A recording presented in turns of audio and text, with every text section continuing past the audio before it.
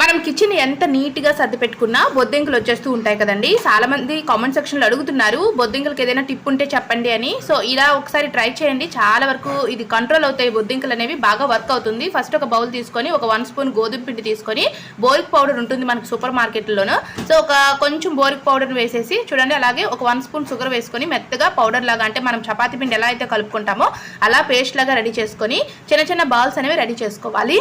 So చూసారా, ఇలా మనం బాల్స్ రెడీ చేసి పెట్టుకున్నాం అనుకోండి, మనకి ఇంట్లో బొద్దింకలు అయితే చాలా వరకు కంట్రోల్ అవుతాయి. ఇలా రెడీ చేసి పెట్టుకున్న బాల్స్ ని మనం స్టవ్ దగ్గర, స్టవ్ కౌంటర్ టాప్ దగ్గర బొద్దింకలు ఎక్కడైతే ఎక్కువగా తిరుగుతాయో ఆ ఏరియాలో పెట్టుకోవాలి. అలాగే సిలిండర్ దగ్గర, సింక్ దగ్గర, సింక్ ట్యూబ్ దగ్గర పెట్టుకుంటే చాలా వరకు బొద్దింకలు అయితే కంట్రోల్ చేయొచ్చండి. ఈ బాల్స్ లో మనము బోరిక్ పౌడర్ యాడ్ చేసాం కాబట్టి చాలా త్వరగా బొద్దింకలు తిని చనిపోతాయి. టిప్ చాలా బాగా వర్క్ అవుతుంది, ట్రై చేయండి. బొద్దింకలు ఎక్కువగా ఉన్నాయి అనే వాళ్ళకి ఈ టిప్ చాలా బాగా హెల్ప్ అవుతుంది.